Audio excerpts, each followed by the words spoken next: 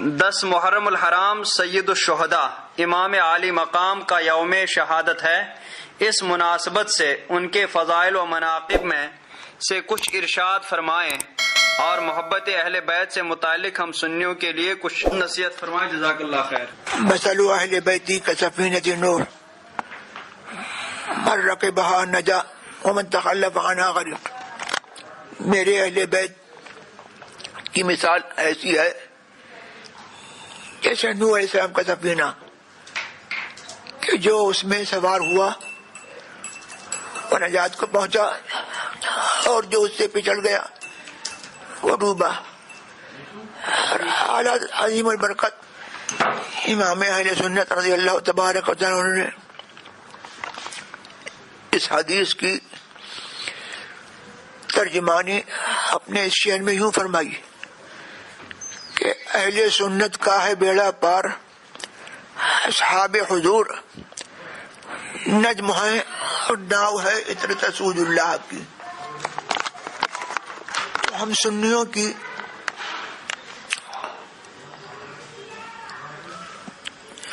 عادت یہ ہے کہ ہم اہل بیت کرام سادات اعظام امام حسن و امام حسین رضی اللہ تبارک و تعالی عنہما کی اولاد امجاد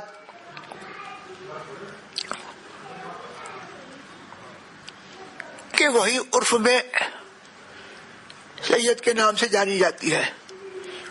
ان کے ساتھ ہم اپنی نیاز مندی شریعت کے دائرے میں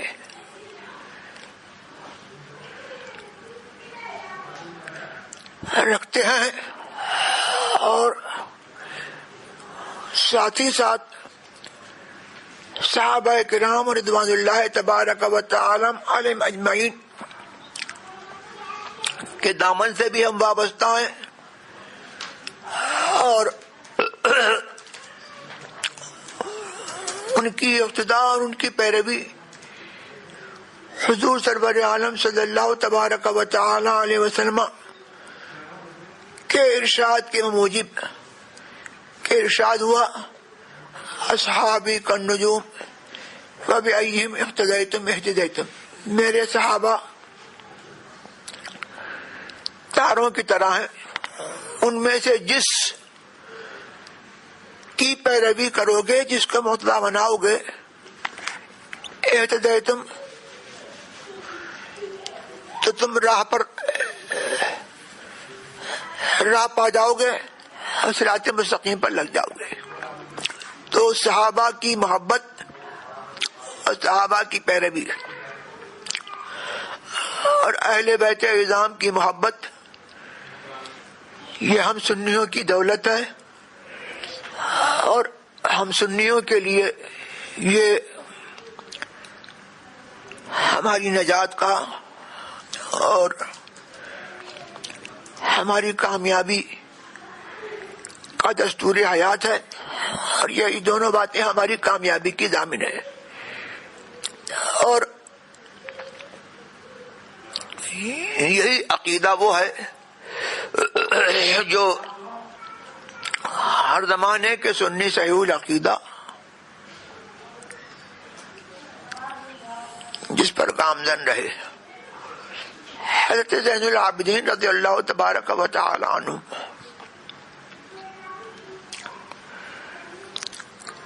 کے بارے میں نے دیکھا کہ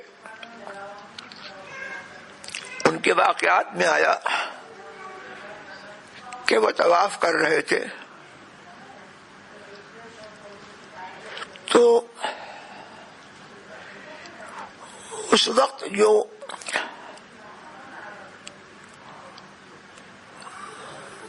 اموی بادشاہ تھا غالباً ہشام ابن عبد الملک یا کوئی اور، اس نے فرزدق شاعر سے کہا من ھذا، یہ کون ہے؟ فرزدق شاعر کو جلال آ گیا اور اس نے یہ یہ شعر برجستہ کہے ما قولک من ھذا بظاہرہ العرب تعرف من انکرت والعجم من معشر حبهم دین وبغضهم كفر وقربهم منجا ومعتصم اذا رأت قریش قال قائلها الى مکارم هذا ينتهي الكرم ما قال لا قط الا في تشهده لولا التشهد كانت لاؤه نعم. وہ کہتا ہے کہ تم نے پوچھا کہ یہ کون ہے، تو تمہارا پوچھنا ان کو کچھ نقصان نہیں دے گا. یہ تو وہ ہیں کہ جن کو تم نہیں پہچانتے، عرب اس کو پہچانتے ہیں جس کو تم نہیں جانتے، اور عجم بھی جانتے ہیں. یہ اس جماعت میں سے ہے جن کی محبت دین ہے، ایمان ہے، اور ان سے عداوت کفر ہے، اور ان کی قربت اور ان سے نزدیکی نجات ہے، نجات دہندہ ہے، اور بندہ مومن کے لیے پناہ ہے. جب قریش کا قبیلہ ان کو دیکھتا ہے تو اس کا قائل اور کہنے والا یہ کہتا ہے کہ ان کے مکارم اخلاق کی طرف اور ان کے محاسن کی طرف کرم کی انتہا ہے. ان کے مکارم اخلاق ایسے ہیں کہ کرم کا مرجع ہے، کرم کا منتہا ہے. اور یہ ایسے سخی ہیں کہ کبھی انہوں نے کسی مانگنے والے سے کسی بات میں لا نہیں کہا، نہ نہیں کہا. اگر تشہد التحیات میں جو تشہد پڑھا جاتا ہے اشہد ان لا الہ الا اللہ، اگر یہ تشہد نہیں ہوتا تو وہاں جو لا ہے وہ بھی ہاں سے بدل جاتا، کی لا بھی وہ نہیں ہوتی، نام ہوتی. اور یہی شعر حضور سرور عالم صلی اللہ تبارک و تعالی علیہ وسلم کے حسن اخلاق اور ان کے جود و سخا میں بھی یہی شعر مروی ہے، جس کی ترجمانی اعلیٰ حضرت نے یوں کی ہے کہ واہ کیا جود و کرم ہے شہ بتا تیرا، نہیں سنتا نہیں مانگنے والا تیرا. اور حضور سرور عالم صلی اللہ تبارک و تعالی علیہ وسلم کے یہ دونوں شہزادے امام حسن اور امام حسین حضور کے دنیا میں پھول ہیں. حضور نے فرمایا ہما ریحانتایا فی الدنیا، دنیا میں میرے یہ دونوں گلاب ہیں. اور حضور ان دونوں کو اس طرح سونگتے تھے جیسے گلاب کو سونگا جاتا ہے. اور فرمایا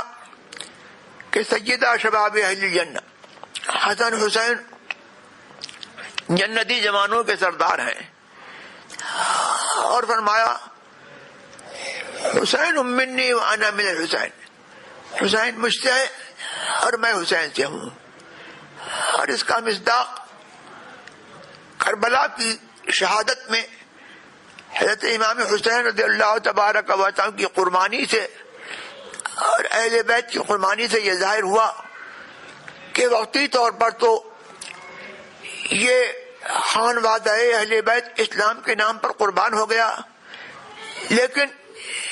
اسلام کا باغ اور اسلام دین اسلام ایسا لہلایا اور ایسا پروان چڑھا